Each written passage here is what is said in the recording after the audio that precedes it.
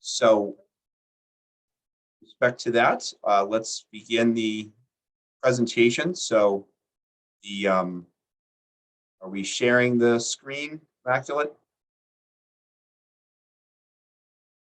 Okay.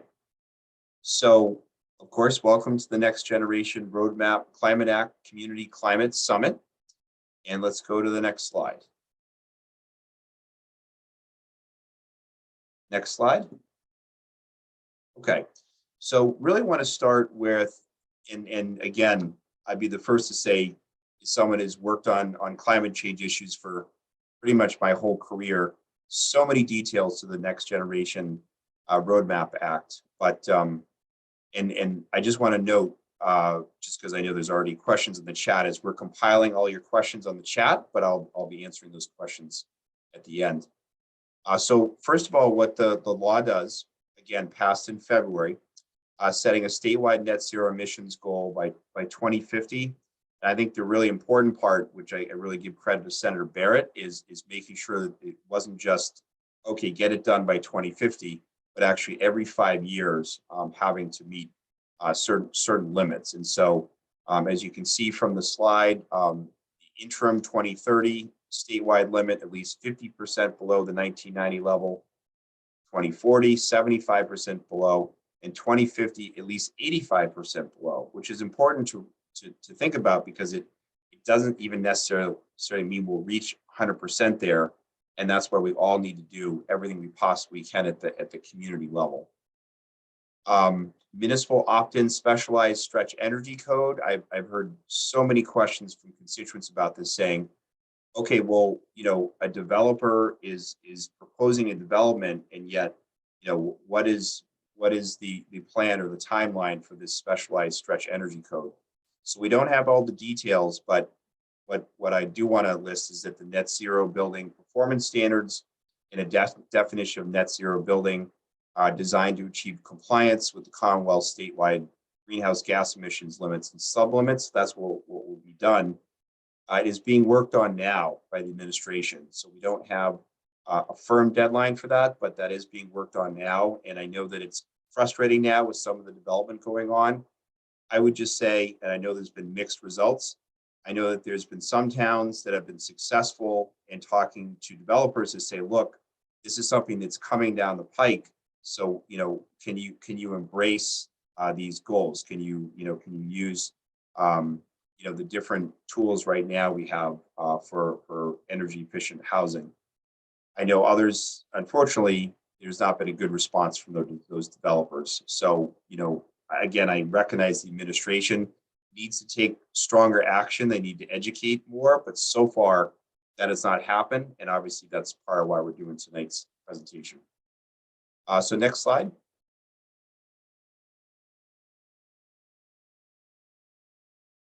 Okay.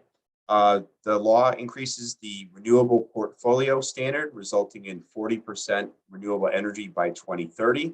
This was one of the handful of bills that I filed at the beginning of last session that got into the final law.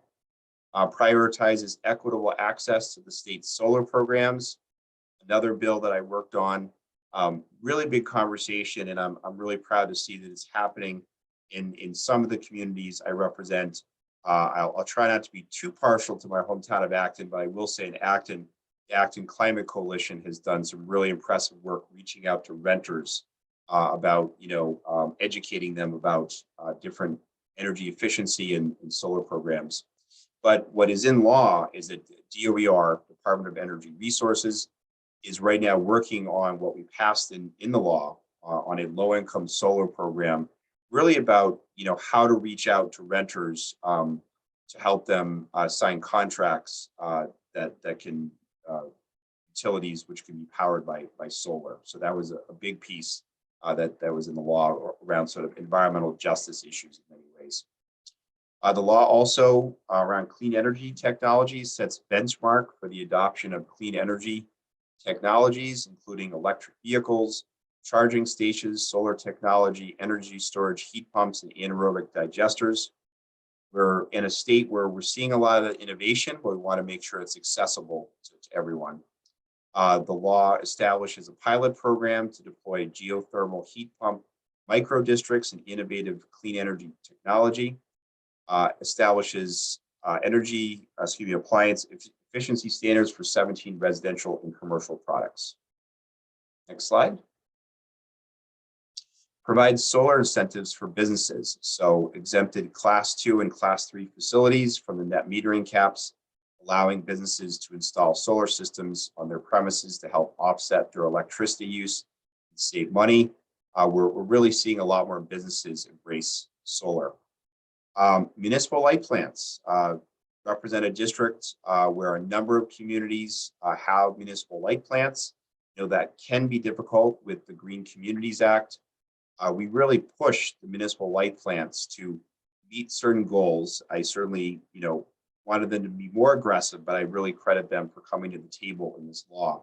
So the law requires municipal light plants to purchase 50% of their power from non-carbon sources by 2030 and get to net zero emissions by 2050.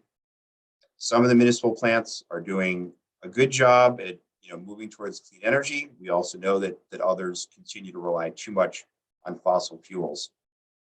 Nature-based solutions and nature climate solutions. I think probably a lot of you were at my sort of previous climate presentation of this year with Steve Long from the Nature Conservancy about something he championed and was in the Next Generation Roadmap Act, is requiring the administration to implement nature-based solutions where actually communities could get credit for protecting open space and in other ways of limiting carbon release. So the law factors biogenic emissions and carbon sequestration capacity of Massachusetts natural and working lands directly into the emissions reduction plan. EOEA as programs in place to support these two sort of visions, but they're working on the framework right now. So we need to continue to push administration. Next slide, please. Okay, the American Rescue Plan Act, ARPA, a great opportunity for some one-time investments. And I will be the first to say that many of us pushed hard for much greater investments.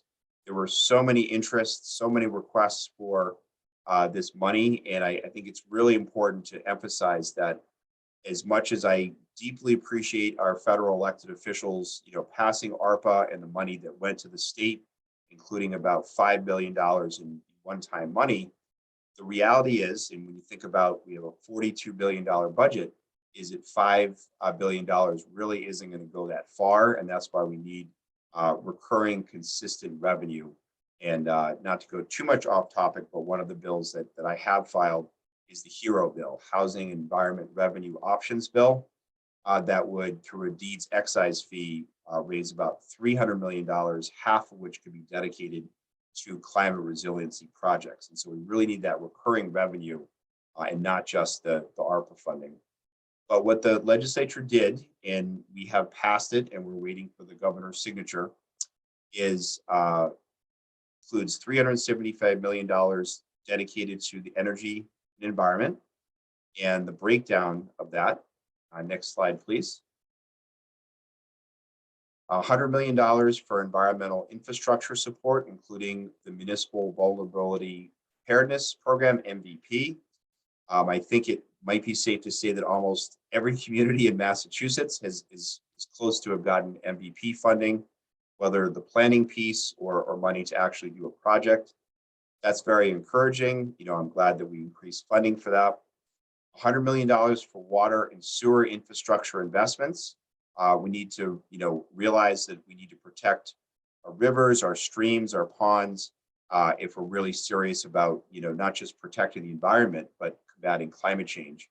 So there's $100 million for that. $90 million for offshore wind and marine port development, especially on the South Shore, Cape Cod. $25 million for greening the gateway cities programs to support tree planting. $15 million for state parks and open spaces. I will say that one is a bit of a sore spot in the sense that we really need to increase investments in our state parks. The request was for $100 million. And so I'm hoping with the next tranche of ARPA funds, which should be early next year, we really need to get to at least $100 million for ARPA. $6.5 million to retrofit affordable housing with clean energy options. $5 million to increase geothermal energy opportunities.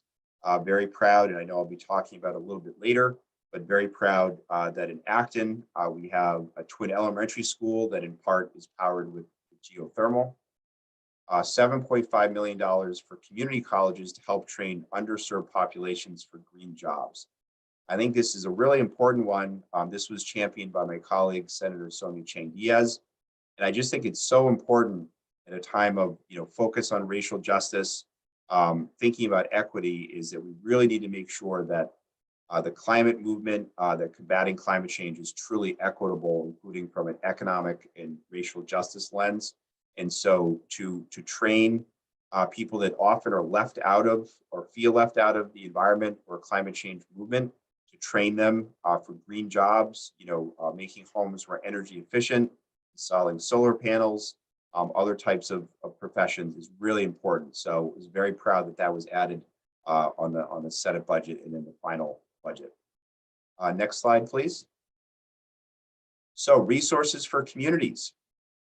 So we wanted to provide a listing. It's pretty extensive about the different resources. I would be the first to say that certainly a lot of times applying for these grants can be a bit complex. And again, this will be part of my later detail around what communities are doing, but I can't emphasize enough, really encourage each community to hire a sustainability director. Again, I'm showing my bias, my hometown being Acton, but I'm just so proud of the work that sustainability director Andrea Becerra has done in Acton. I've had the chance to meet with her several times. To have someone, full-time, paid to work on all the projects. Anyone that has looked at Acton's plans, you can really, gain an appreciation for the breadth and how thoughtful it is. And I just really think if there's, one thing you take away from this is that, at least in my opinion, is that if we really want to help you access all these grants and programs, it's really important to have dedicated personnel. So, the programs we're going to list are through EOEA. Some of these were created through the Next Generation Roadmap Act. Some of them have existed for many years. Next slide, please. Okay, so some of these are a little obvious, so I won't go into too much detail because you're very familiar about Green Communities Act, great source of funding. I mentioned the MVP program. I found that to be a very positive program. Massachusetts Electric Vehicle Incentive Program, Mass EVIP, helps eligible public entities acquire electric vehicles and install charging stations for their fleets, and helps employers acquire electric vehicle charging stations. We need a lot more charging stations if we're really serious about bringing more electric cars onto the road. The Mass Clean Diesel Program has provided grants to convert diesel refrigeration units that often run 24 hours a day with electric replacements, reducing greenhouse gas emissions. Next slide. CERP gap funding grants supporting the installation of energy efficiency and renewable energy projects in public drinking water and wastewater facilities.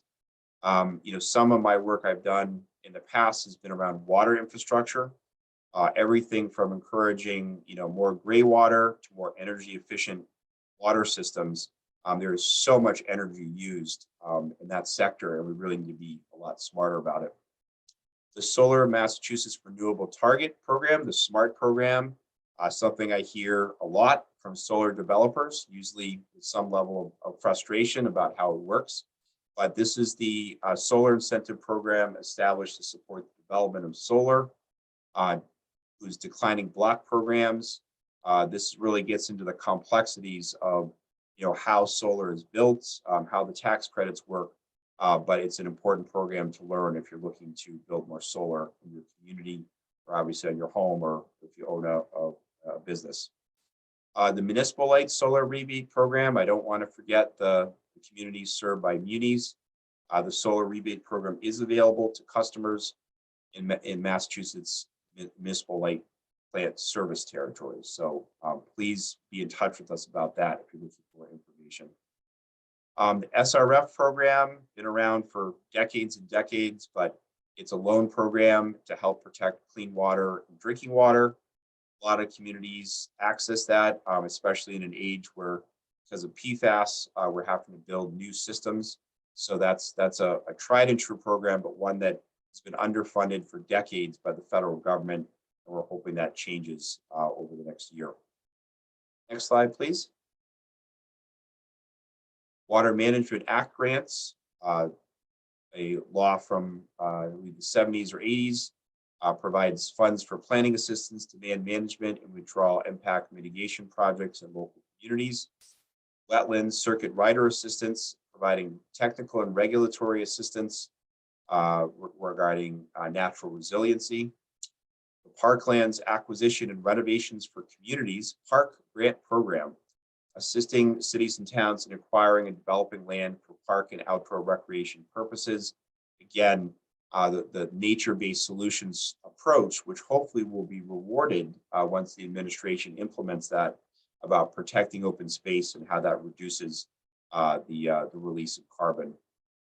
The Resilient Massachusetts Action Team, RMAT, it's a team of interagencies that work on resiliency efforts, provides tools to help communities identify the climate impacts of their state-funded projects, steps they can take to mitigate those impacts while spending funds most wisely. And I will just say that there's a good number of these programs I wasn't 100% familiar with.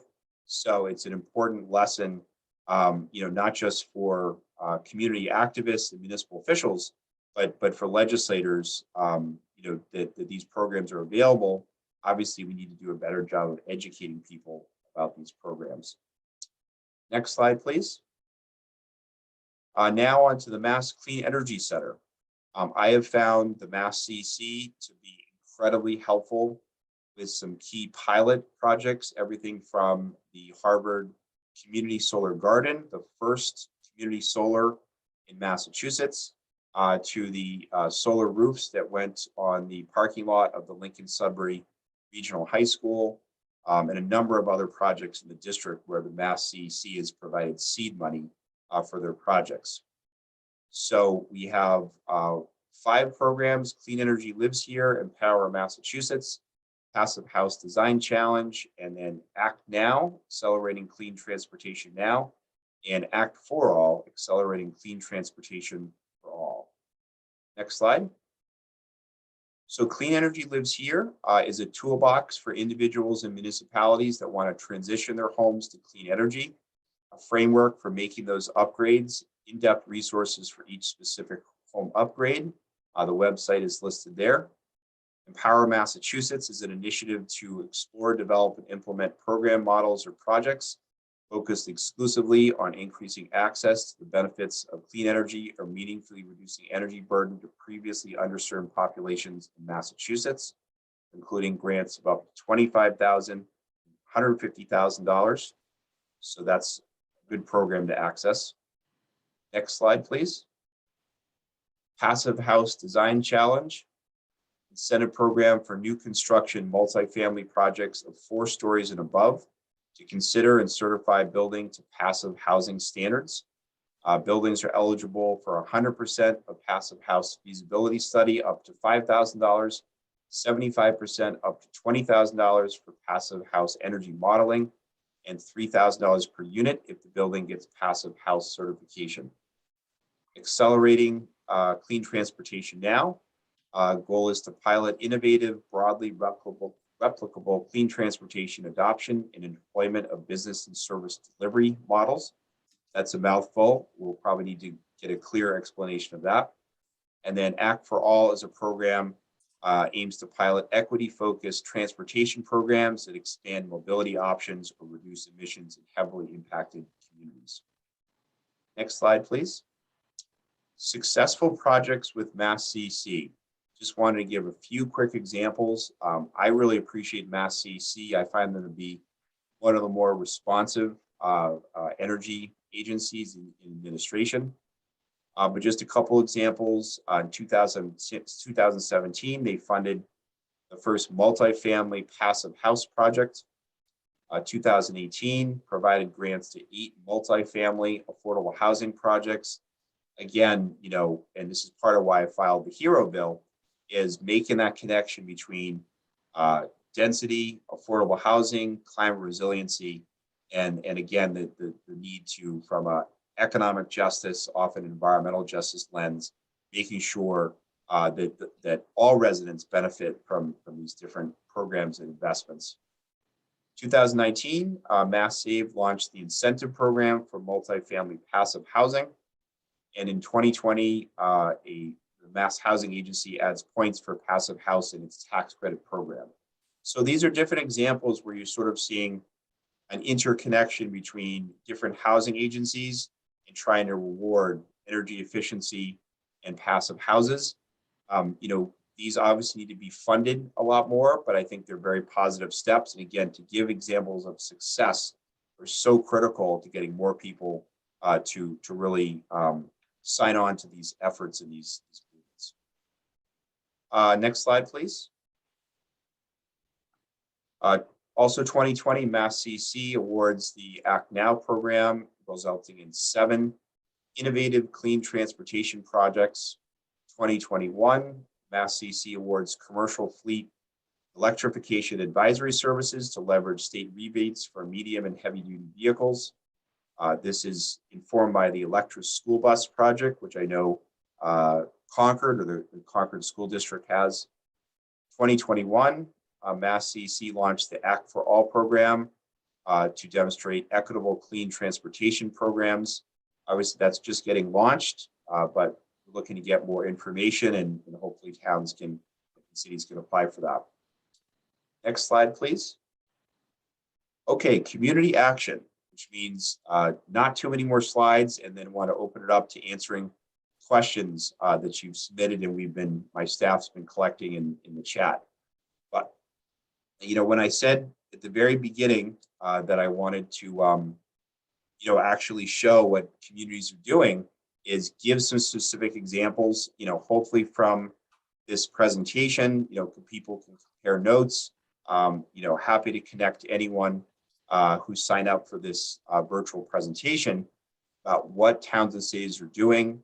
It's not an exhaustive list, but I just wanted to give some examples of what's happening, and hopefully this movement will grow. So next slide, please. Okay, so Acton, Wayland, Westboro, Lincoln, Sudbury. So let's go to the next slide. So Acton Energize provides a platform for the town to identify a list of actions that residents and businesses can take to reduce their carbon footprint. I've seen it in action. I think it's been very successful. I just met with Mass Energize leaders also from Wayland and Concord. And so, this is a offering of services. They can put together a great website, including Acton's. I know that other towns are doing this as well. The Acton Clean Energy Challenge, townwide initiative providing no-cost consultations with impartial technology experts in a marketplace of third-party vetted contractors, enabling residents to adopt clean heating and cooling technologies. We've seen a lot of the 100% clean energy signs around town. So this is part of that effort. Climate Action Plan. Really proud that Acton is one of the first towns in Massachusetts to adopt the Climate Action Plan that really provides some guidance and I would say some pressure for town to take action. This includes outreach to renters to embrace solar energy and efficiency. 100% clean energy as the default option, something that's being advocated for as the goal. And then transitioning to all electric school buses and town vehicles. I know there's been some efforts to apply for funding to get to that point by Acton. Mass CEC has provided a grant to develop a transportation plan, including expanding access to the free shuttle system and development of a bike share program to expand local mobility options. Twin Elementary School, which I mentioned a little earlier, uses geothermal and solar technologies to provide almost 100% clean energy for that project, something I'm very proud of, and a similar project with the North Acton Fire Station, both of which are being finished right now. Next slide, please. In Wayland, Wayland partnered with MAPC on a planning council that I think has been incredibly helpful to provide support and technical expertise for communities looking to meet the next generation roadmap goals. Specifically for Wayland, they did LED streetlight conversions. Wayland participated in the Solarize Mass program. It is, as I mentioned before, a Mass Energized community. I'm really impressed with what Mass Energize has done. And if you haven't looked at the website, how you're able to tailor the options and explanations to every community, realizing every community is a little bit different, and maybe certain things will persuade or influence residents than others. So, any Mass Energized community, please take a look at their websites. They're fantastic. For Wayland, on the energy improvement highlights, in 11% energy reduction by entering into a $2.4 million ESCO for municipal building improvements. I've seen that driving through Wayland. Solar installations, 1.5 megawatts at 4 sites, and 74 households so far have participated through the Solarize Mass program. On the savings front, which going back several years, I remember when Acton received its Green Communities Act designation and that first infusion of money, is that there was a decision in the town of Acton to invest a good part of that money into creating an energy efficiency manager position for the Acton-Boxborough Regional School District. That person is Kate Crosby, that probably a lot of people here know, just doing continued amazing work. But I remember that first year, just through her work in making the school buildings more energy efficient, she more than saved the salary she was earning. And I think particularly for people that might not be as committed to combating climate change, that might be looking at it through a cost lens, it's so important to show that this creates energy savings for people as well, aside from obviously the importance of combating climate change. So with respect to Wayland, the savings was a 25% municipal energy load offset by solar, $100,000 reduction in municipal electric costs, and 60,000 anticipated savings from ongoing LED streetlight conversion. So I was really impressed to learn more about what Wayland has been doing through my meeting with the Mass Energized leader in Wayland. Next slide, please. Westboro. So Westboro, which I also represent, is the first net positive energy public school built in Massachusetts. Designed by HMFH Architects and expected to generate a 10% annual surplus energy. On-site renewable energy sources, including 40 600-foot geothermal wells for heating and cooling, and 25,000 square foot solar photovoltaic array on the roof.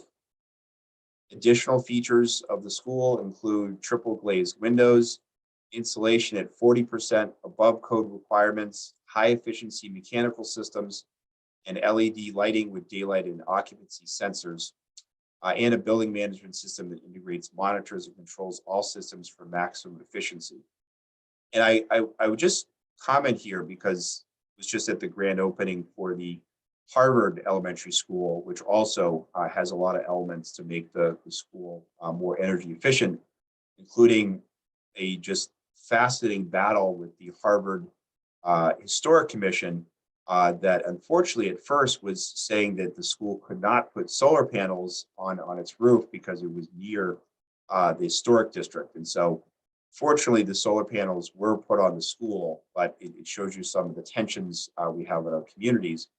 But the bigger point here is that, I recognize that, a lot of times this is about political will. It's about, whether it's some residents, sometimes, professional staff saying, this can't be done in certain communities, and really trying to sort of organize and apply pressure and have those conversations to say, all these things are completely doable. We have the technology. We have the resources, and we really just need to take that sort of political will and turn it into actual change to combat climate change. And I know that's difficult. It's easy, again, for some some staff to push back on things, but I really have to find ways to push through that. Next slide, please. Other communities, so Lincoln Sudbury Regional High School. This was a project I mentioned earlier that was funded in part through the Mass CEC. A 1.2 megawatt solar canopy covering the majority of the parking lot. So if you drive to Lincoln Sudbury High School, not only are all the parking lot spaces have solar array above them, but as many people in Lincoln and Sudbury have told me, who park there, teachers or students, is that then they don't have to clear off the snow if it snows during the day. It's constructed and maintained by Forefront Power, previously Sun Edison, is part of a 20-year power purchase agreement. And I know more and more school districts and towns and cities are looking to do that on their parking lots. Littleton, first was the solar roof on the new library. And this, first of all, speaks to, from a building perspective, is that when new buildings are going up, making sure they're solar roof ready. This is something that Littleton did on their own. They did not have the money when they built the library to afford purchasing solar panels. So once the library was done, and it was just opened several weeks ago, but about a year ago, the Board of Trustees for the Reuben Hoare Library in Littleton came to me and said, we weren't able to get the funding at the town level to install solar panels to pay for it. So could you secure an earmark? And so I was pleased to secure an earmark. I think it was around $120,000. And those solar panels will be put up, I believe, early next year, and will essentially reduce the electricity costs for the library to almost zero, which I'm really proud about. And then, Littleton is served, of course, by the Littleton Electric Light and Water District, LELWD. Again, I recognize that municipal light plants need to do more to embrace clean energy. I have been impressed with the manager there that has installed free public EV charging stations. We had an announcement about that about 2 years ago. We need to see a lot more EV charging stations, and obviously munis need to do their part to reach those goals. So those are some examples. Can we go to the next slide? So my recommendations, not exhaustive, and some of them I already talked about, but again, hire a sustainability director.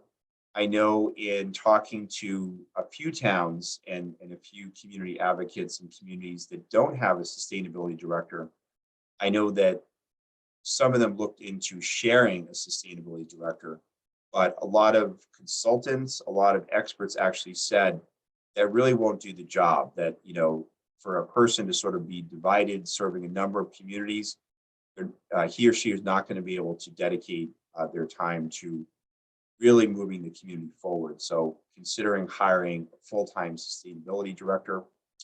Develop and pass a climate action plan. I know that there's a bigger push now in some of my other communities. I know Harvard just recently passed a plan, and I was proud to lend some support to Acton's. And again, talking about that political will is that those sort of initiatives create that political will that will push things over the top in terms of getting some of these projects and investments over the finish line. Drafting a home rule petition. Again, sorry to be referencing Acton so much, but really proud that Acton is a town that at town meeting passed a home rule petition that would say no new fossil fuel infrastructure for the town. Related to that effort, Acton state legislators, Representative Tammy Gouveia, Representative Danilo Senna, and myself filed a statewide local option bill. So this would basically address the Attorney General's conclusion that cities and towns could not do this on their own, but that the legislature had to allow it. And so this would be a statewide local option bill. But there, I think now are about 10 or 11 communities, Arlington, Newton, several other, I think Concord, that have passed home rule petitions. The more communities pass these home rule petitions, similar to banning smoking, 15 years ago, similar to the plastic bag ban, the more communities take local action, the more likely state legislation will pass. So consider drafting a home rule petition in your community to, again, prohibit new fossil fuel infrastructure. If you build it, they will come. If we build more gas infrastructure, then there will be more homes and buildings powered by dirty fossil fuels. And then reaching out to renters and landlords and how we'll implement solar energy efficiency in homes.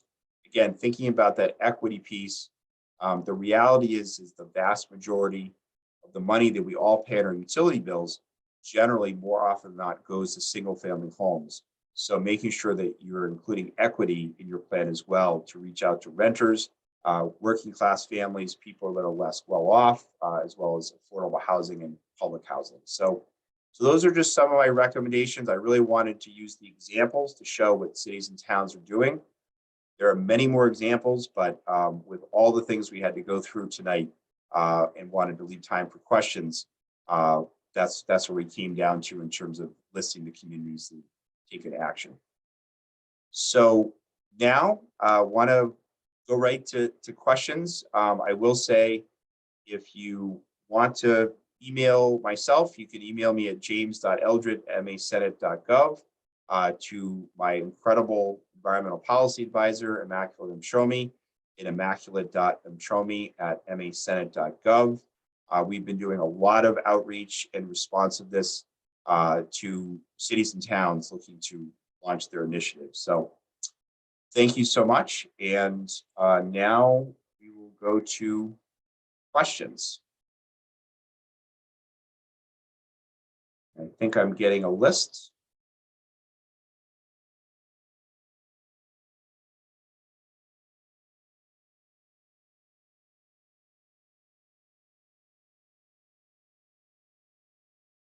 Thanks everyone for hanging in there.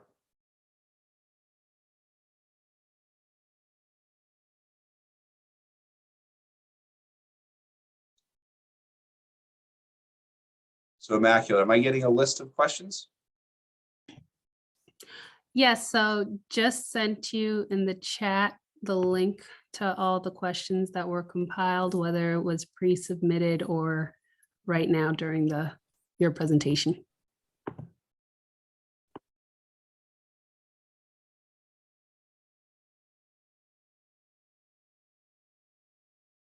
Okay.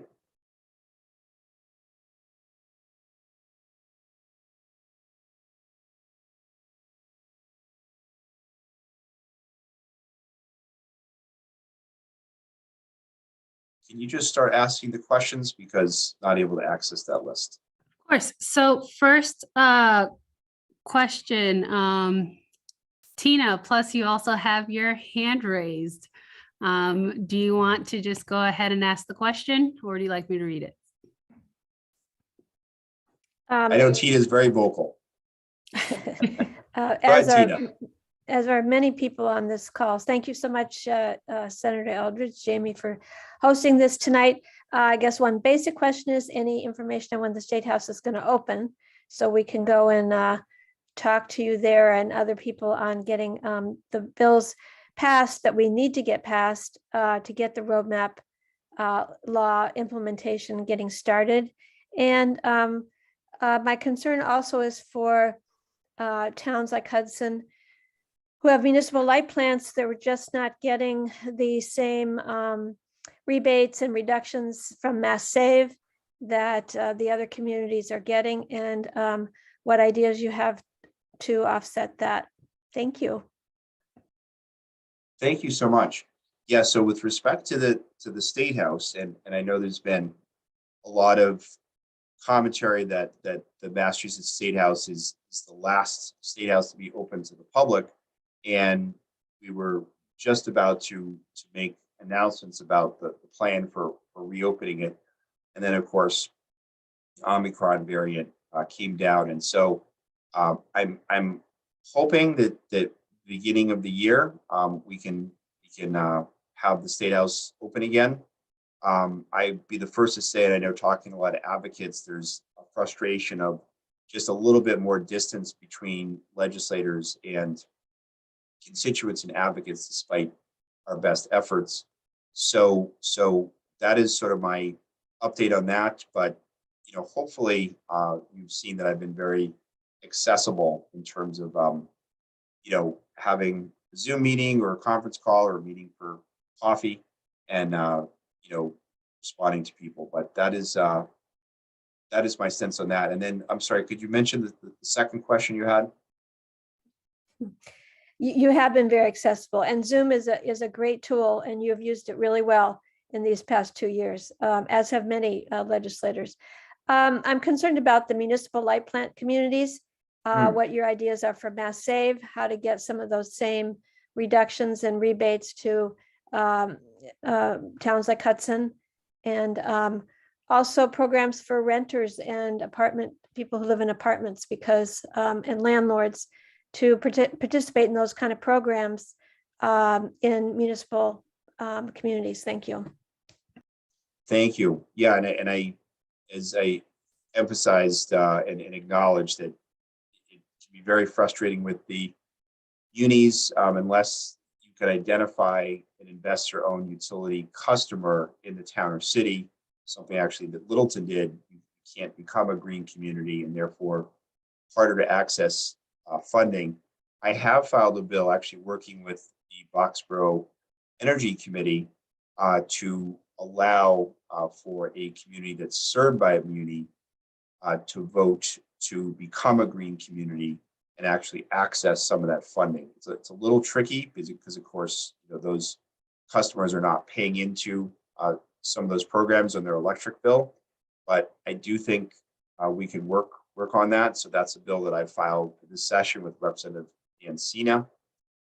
And I think what I would say is, beyond sort of trying to get munis to provide more funding, is that I think this is really where state government and hoping more ARPA funding and obviously hopefully the next round of Build Back Better federal legislation, is there just could be a lot more money dedicated to going directly to town or city governments that can do the kind of outreach or provide real money to renters or people live in apartments or public housing to really benefit from this programming.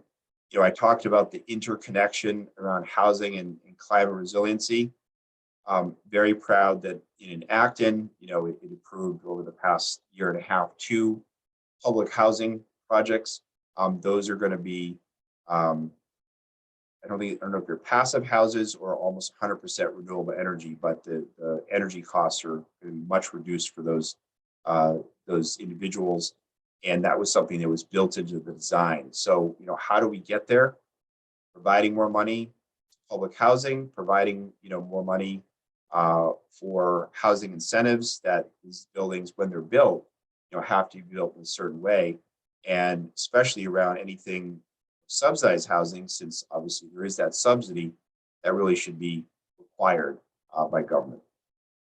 Thank you. Great.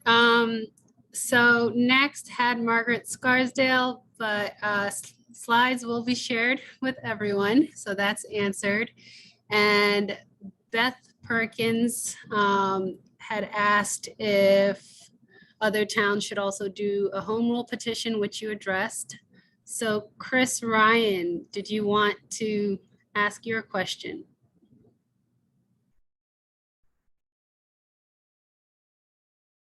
Hello, Chris, you still there?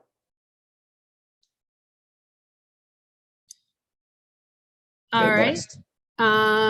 Matthew Nordhaus. Apologies if I said your name incorrectly.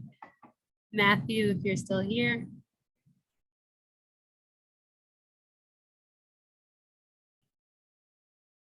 And do we want to just ask the questions?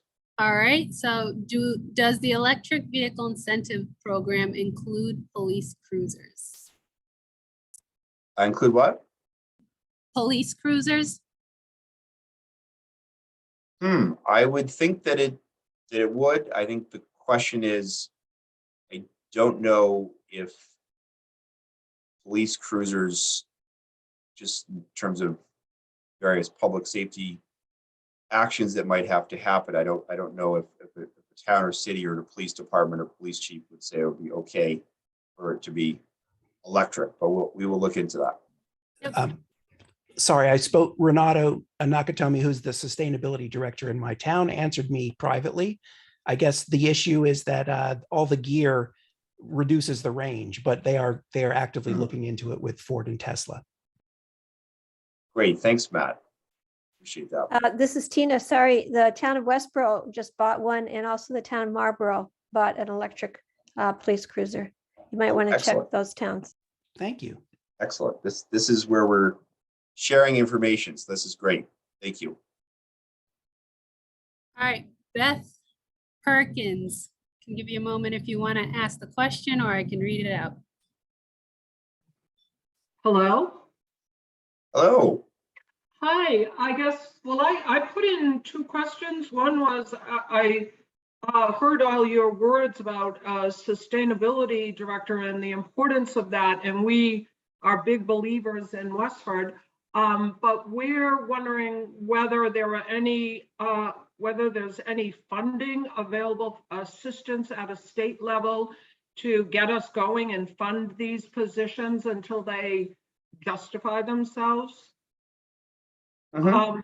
And then the other question I put in was about kind of how to set, we would like to talk to other towns about how they're kind of moving from their climate action plans into actually changing town policies so that, for instance, any municipal and school building projects would be required to look at, for new buildings and renovations, net zero options before, you know, they, or along with other options. How do we, in other words, take our roadmap and implement it into town policy? How have other towns enacted that kind of process within their towns? So Beth, thank you so much. Those are great questions, and the sustainability director position is just fascinating because I think it does show, you know, there is, you know, sometimes a difference town to town or city to city about, well, we can't afford that, or oh yes, you know, we will create that position, you know, fairly quickly. So I would say that we are at a moment in time, and I know that, you know, some towns and cities have already spent or laid out how they're going to spend, you know, their ARPA money. But I do know that the ARPA money that each town or city received, for example, Acton received around $7 million. But other communities I've seen, they've used their ARPA money or planning to fund positions. So, you know, that's certainly something possible. So it might be something to just reach out to the Westford town manager. You know, I will say in Acton, and people can correct me if I'm wrong, but I think, you know, Acton ultimately said, this is important, and so we're going to fund this position, just as, you know, other departments have maybe added a position or two over the past couple of years in communities that are, you know, quite honestly, generally fairly well off. So, you know, again, that often gets to that sense of political will of, you know, perhaps what a select board decides to do, or a town manager. There are opportunities for earmarks. So, you know, I know that it's possible for legislators to earmark money for a position. The only thing I would say about earmarks is that, you know, often legislator can commit an earmark for 1 year, but I think it's more difficult, you know, say for 2 or 3 years. The example I gave about what Acton did with its green communities money, you know, when it became a green community, is to, you know, hire a person to work for the Acton Box Rural School System that, if I'm accurate, within the first year saved more money on reducing energy costs than the salary. So I mean, I think we're at a point where, you know, it can be pretty proven to be cost effective. I am also hopeful that the state ARPA budget and perhaps next year's budget, that we could create perhaps a grant program to provide 1, 2, 3 years of funding for sustainability director position. So that's something I will be advocating for next year, but I'm not sure whether that will happen or not. So that's the that was your first question, and then your second question is about implementing climate action plans. Assuming people are comfortable with it and we have everyone's list, but we can absolutely connect you to towns and cities that where leaders have gone from that climate action plan to actually making a difference in the community, to reducing carbon footprint. So we're happy to make those connections after the presentation. Thank you. So Deborah had a quick comment related to what you were saying, and then we'll go to the next question. Great. Hi, thanks, Immaculate. And thank you, Senator. I just want, because I live in Acton and have been involved with this stuff for a while, and I just want to piggyback on your comments about political will to say to other communities that may be wanting to hire a sustainability director or do other initiatives.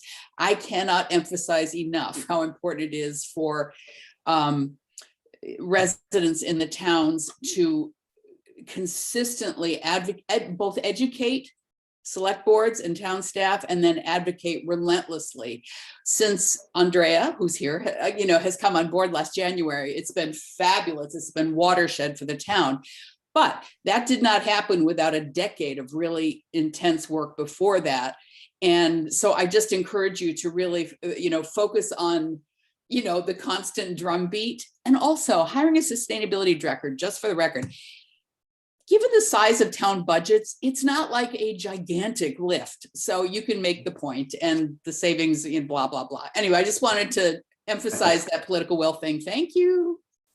Yeah, Deborah, I'm so glad you spoke up, because just seeing how it's worked in Acton, and Andrea, I know you were attending tonight, but just thank you so much for what you're doing, and all your contributions to tonight's presentation as well. Really appreciate it.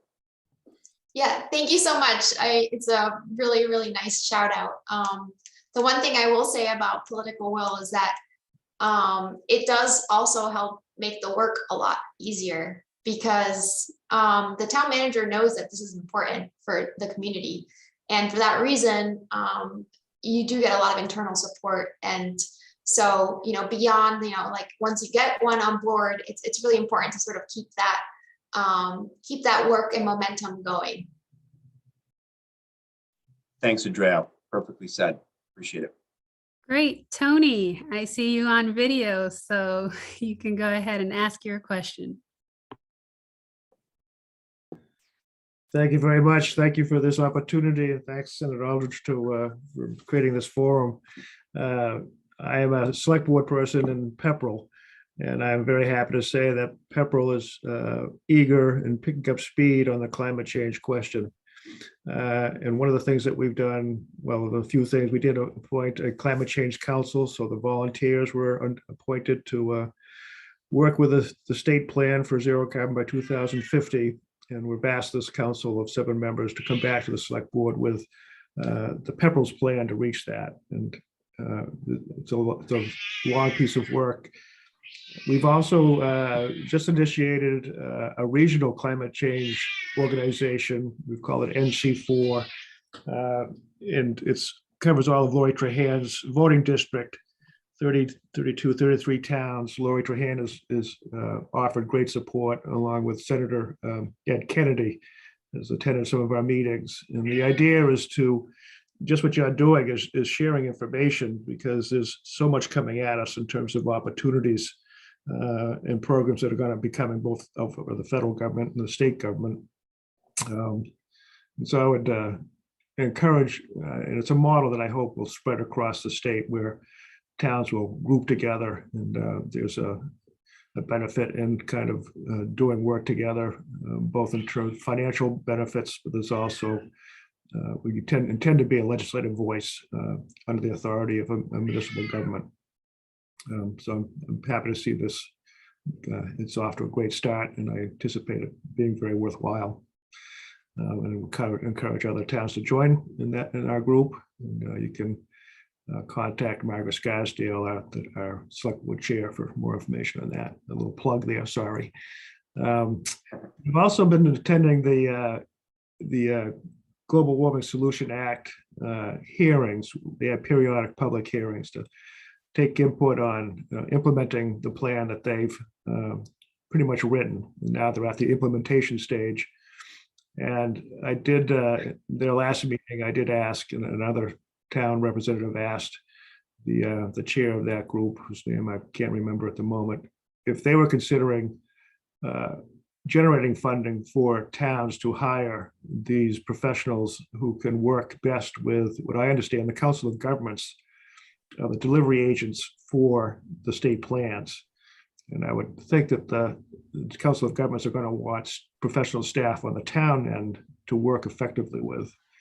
And the answer from that hearing was that, yes, they were considering that as a need. Also in terms of what they needed for reporting, because we're going to have to track a lot of these grants rightfully have expectations of good outcomes, and you have to track that to make sure we're spending our money wisely. And so my question was, Yeah, what's your question, Tony? Yep. my question is, I have concern about the Council of Governments being well enough staffed and professionally trained in the climate change issues, because it's fairly new in the government arena. And I wonder if they need funding. Wonder what your experience is with that agency. The Council of Governments, what is, forgive me, is that the North Middlesex or? Well, my understanding is that the state, every area of the state is covered by a Council of Governments. Ours is North Middlesex Council of Government. There are other Council of Governments that will be working with towns to implement programs. Yeah, so I think the North Middlesex Council of Government, which I go to some of their meetings, they're terrific, but I would say most parts of the state, at least not all, have that. So fully support more funding for that. I mean, there needs to be so much more support for planning, and that's really been an area of where the state has not invested enough. But it's just challenging. I know one of the things I champion for all the regional planning agencies, the RPAs, including MAPC, is the funding for planning grants to allow MAPC or other RPAs, Montezuma Regional Planning Council, to provide technical assistance. And that is, we're not funding that enough. So I agree, we need to increase that. And, that's a bigger topic about how we're still underfunding our state government. I appreciate what you're doing in Pepperell, and I'm glad you mentioned Margaret, because Margaret Scarsdale is your colleague in the select board, had mentioned to me about N24, which is fantastic, and really applaud that. And that's been a real resource for that region of the Massachusetts, including some of my towns like Ayer and Shirley. So right. Yeah. Thank you. Yeah. Thank you. Great. Brian. Hi, I just had a quick question. Hope you can hear Yes. me. You had mentioned specifically about outreach to renters for energy efficiency, but I was curious, are there any programs that can help us reach out to the owners of rental properties to help with more serious weatherization and things like electric heat pump conversions? Mm-hmm.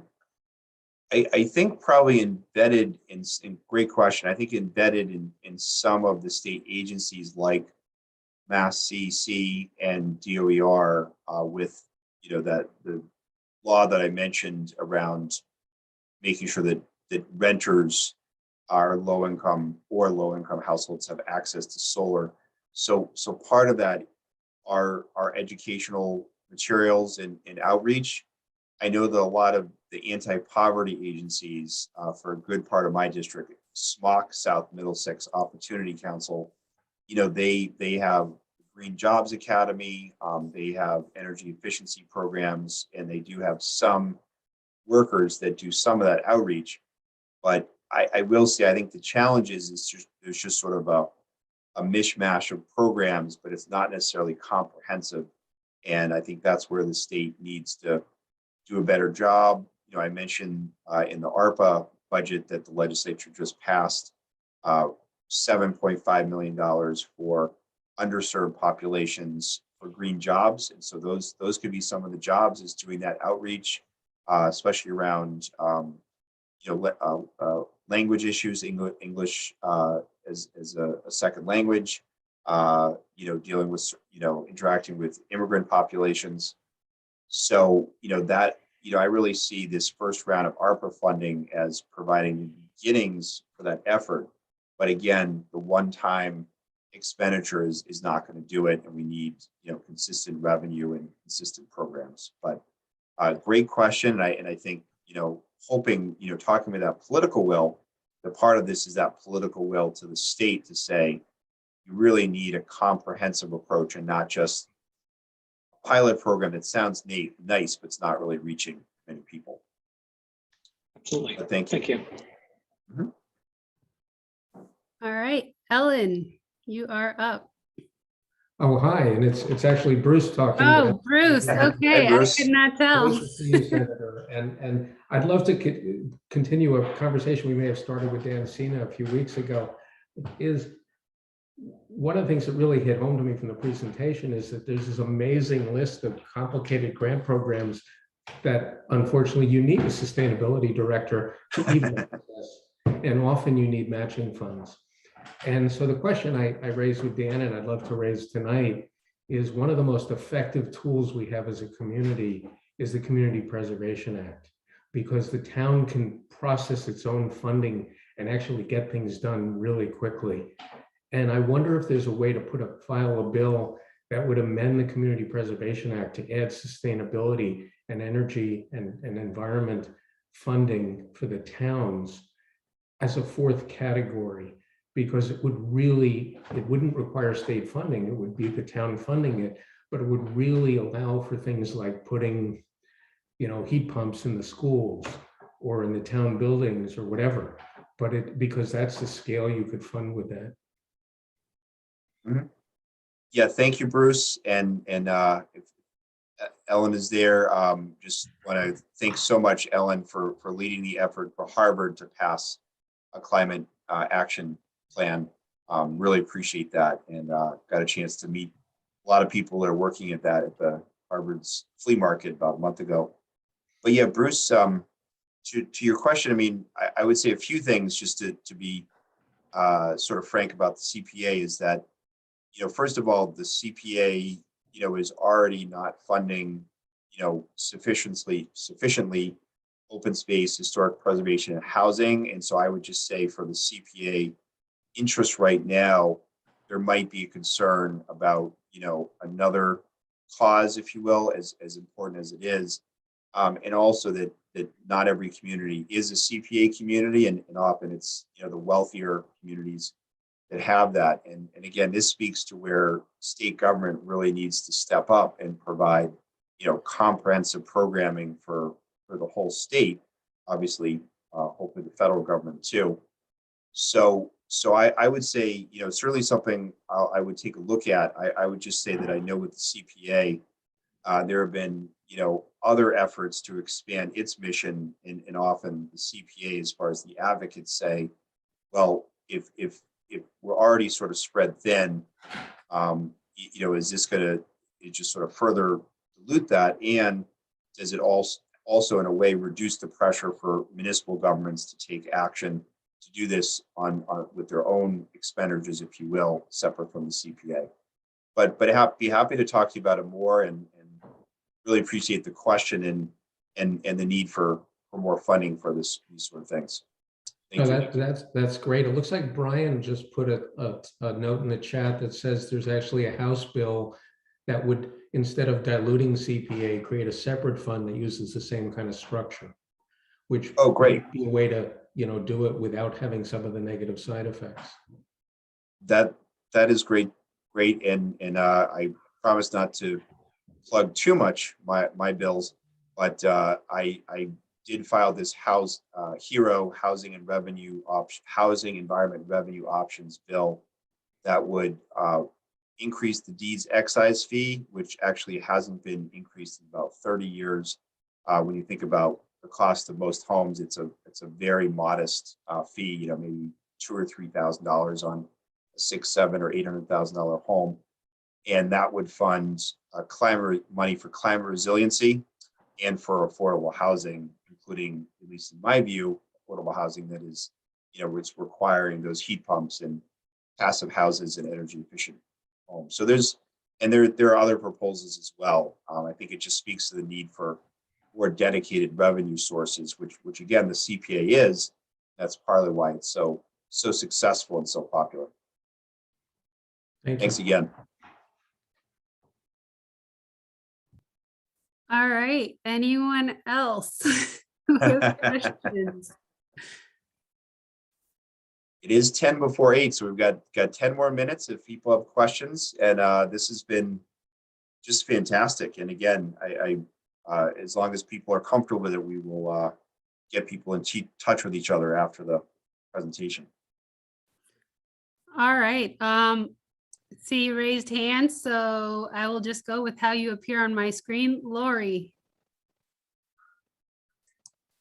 Thank you, Senator Eldridge, for sponsoring this. Can you hear me okay? Yes, maybe a little bit louder. Yep. Okay.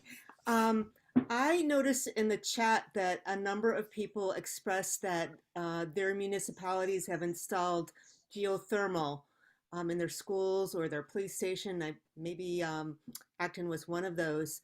And I had been considering working with geothermal for a church in Littleton, and we ruled it as very uneconomical and for a number of other reasons, not very viable for our region.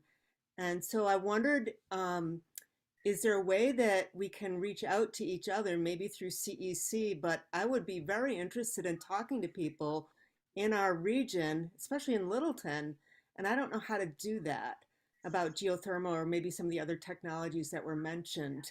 And as a nonprofit, we struggle with all of the rebates and programs for funding. They don't help us, and we really want to do the right thing. I'm sure there are other nonprofits and faith organizations that would like to do the same thing, and there doesn't seem to be any way of helping those organizations. So that's kind of a two-part question, I guess. Thank you. Absolutely, and I have no doubt there are people here, perhaps in Acton or other communities, that can talk about the geothermal. So they're welcome to weigh in now. I will say that I have worked with faith groups, in this case Congregation Beth Elohim in Acton, not for geothermal, but to help them access incentives and investment to put up a solar array on their parking lot. So I mean, there are ways to access some of these programs. Clearly the geothermal is newer as far as state programs or supports, but happy to connect you to people after the presentation. I don't know if anyone here from Acton or another community that has done geothermal wants to comment. They're welcome to. Looks like Julia helped with geothermal at the Vail School. So Lori, maybe sending her a message and connecting. That way you can have a discussion about that. So Arnold, you are up. Thank you. And Arnie, how are you? thank you, Senator. Good. How are you? Thank you, Senator Eldridge, for hosting this presentation tonight. You're one of the people that pushed me to do this, so thank you. So I know you alluded to this at the beginning of the presentation, that you're hearing from some folks, and I think including me, that we're a little frustrated at the pace of the implementation of the next gen climate bill at the community level. And, you know, in particular, there's communities like ours in Stowe that are looking at very large new housing developments, and we don't have the tools available to us yet. I mean, there's your bill, which, you know, we hope will pass, but it probably wouldn't pass in time for us to be able to enact a regulation on our town to require the developer to not use fossil fuels for all this new housing. So we're looking for any lever that we can possibly push to encourage these developers to consider no fossil fuels in these new developments in Stowe. And one thing that I've been reaching out to members of the administration, members of in the legislature, is just to, you know, send a letter to town government in Stowe saying, you know, we would ask that, you know, that you would encourage your new developer, that these new developments to look into the, you know, the viability of, you know, all electric housing, something to that effect that would, I think, have a potential impact on the developers, knowing this is the direction that we're going to. So if you could help me, you know, get such a letter in front of our select board, our planning board, be very much appreciated. Thank you. Absolutely, yeah. Thank you, Arnie, and really, you know, a lot of this came from conversations with yourself and other Stowe leaders at the frustration, and it is frustrating. For what it's worth, you know, and I did this outreach as well as Immaculate, you know, directly to the EEA to say, you know, will you make a statement or could you send something to, you know, municipal governments? And unfortunately, you know, there was not a response, and this is over, you know, several months. Now they did provide us with a lot of this information about all these grants and programs, which I appreciate. But yeah, I just would say my sense is that Secretary Theorides, who I think is terrific, but so far just not willing to make that sort of statement. I mean, she's obviously made a lot of statements, and maybe she feels that that's adequate versus a letter to municipal governments. So we'll keep pushing on that. And you know, I'm hoping that tonight's forum can provide some guidance for cities and towns. But I completely recognize your point that state government and the state executive leaders should be making it more firmly to hopefully have an impact on these developers and other stakeholders that could be going exactly the wrong way we need to be at this moment. Thank you. So thank you. Great to see you. I appreciate it. And Deborah. Thank you. So I wanted to talk briefly about, somebody asked a question about, you know, should other towns be looking at doing home rule petitions around no fossil fuel, you know, local no fossil fuel bylaws, that kind of thing, which we did this last year in Acton. And of course, we're waiting on the legislature to green light it for us. I am not holding my breath, to be honest. And I'm very glad, Senator, that you filed the bill for the whole of the Commonwealth, but again, not holding my breath because I don't think it's going to be coming super soon. If I'm wrong, please tell us because I'd love to know that. But the other thing is that I wanted to say, and this goes to what Arnie was just talking about, one of the things that we did here, and I'm talking right now about the Acton Climate Coalition, is that we really, you know, for years we've been going to National Grid hearings at select boards when they want to install more gas stuff and saying, please don't, this is bad, this is bad. And what's happened is that the select board has changed and grown and learned and is really largely in favor of this kind of thing now. So what we did recently was we sort of said, hey, could the select board at least develop a select board policy that says we are going to instruct all of our building, planning, et cetera, departments that deal with developers to say, even though we don't have a bylaw yet, to say, hey, Acton really discourages the use of new fossil fuel infrastructure in new developments or significant rehabs, that kind of thing, so that we have something to say to folks. In the meantime, we had an experience here just recently with two different things. One was a residential development and the other was a nonprofit. And both were asking for natural gas infrastructure to be brought to their parcels. The hearing, the select board continued after a lot of activity from the public, continued the hearing, so didn't say yes or no. The developer chose actually to go with propane, which, you know, still a fossil fuel, but a lot lower emissions impact. And the other people said, oh, we didn't know there were options. Hey, talk to us. So we're going to be meeting with them to say, hey, there really are other options for what you want to do. So I'm just saying, part of it is just, you know, opening your mouth over and over and over again, to my former point. Thank you. No, but it's such an important point, Deborah, and we've seen that change in Acton, and the examples. I remember, I think you or someone else in Acton had told me about, you know, that now, you know, there is change by that developer or that development. That's great. So that's how it happens. Thank you. Yep. Awesome. So last question we'll take is either from Ellen or Bruce or both. But I do want to note that for anybody else that might have questions in the future, I put the senator's email, put my email, and I also put my cell phone there. So feel free to reach out. Just message who you are when you send a text so I can save your number or whenever you call, but Ellen and or Bruce.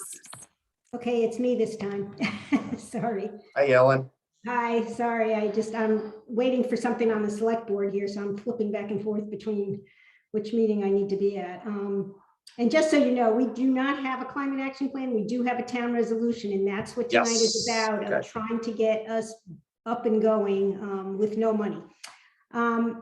So there's nothing. So the question I had, and I think I sent it earlier, is that I'm friends with Karen Herther in Acton, so I hear a lot about Acton, and we walk today, you know, so every time I walk with her, I get more stuff. So they have the Abode program that she used to get, you know, help with putting heat pumps into air source heat pumps into her house. And after talking to her and about the assistance, I thought, boy, that's great, because, you know, I do talk to people in town about doing this, and people seem terribly overwhelmed, or it's too big a project, or how many people are they going to call, you know, contractors to do this. And I thought that program sounded great, but again, it's a funding. It's always funding. You know, how do we pay for this? And so I was wondering if there's any of these programs. I don't think Green Communities covers it. Anywhere that something like that would be supported, because I do think we have in Harvard to get people to think about this. I think they need help, and they just need to kind of push people, but you know, it's too much for a lot of people. Yeah, I mentioned regional planning agencies, so sometimes that's a source of funding. I'm hopeful that some of this ARPA funding around climate resiliency, you know, could be included for outreach or education. And with respect to Abode, which I was just educated about with some of the Acton climate leaders, it's just outstanding program. I think that's something that could be accessed through some town investment, I think, but I don't know if anyone here wants to correct me. No, that's right. Is that right, Deborah? Yeah, okay. Yeah, it takes town money, which, like I said, our climate, we don't have sustainability person and we don't have money, so I doubt I'll get anywhere. It just seems to be the way. Yep, but you're beginning. So thanks for leading that town resolution. I know it'll lead to more ambitious things. Talking about it tonight. All right, thanks. Thank you. Excellent. So that is immaculate. We're at 8 o'clock. So really happy that able to do the presentation, but leave so much time for what I knew would be sort of the best part, is the Q&A and the back and forth, and people actually sharing information through this Zoom. So thank you everyone for attending. We just had an incredible turnout tonight. We have most everyone's contact info. So, you know, obviously, assuming people are comfortable with it, we will work to connect people. And as Immaculate said, and I know she put her email and direct number in the chat. So Immaculate's just been an incredible resource and has been advocating for so many of these projects that I talked about. So I want to thank Immaculate and Tromi. I want to thank my interns, Katrina Judke and Tavish Burns, and have a wonderful night. And I know we will be in touch soon. And thanks so much for doing your part to combat climate change and save the earth. Have a good night. Thank you, everyone. Thank you.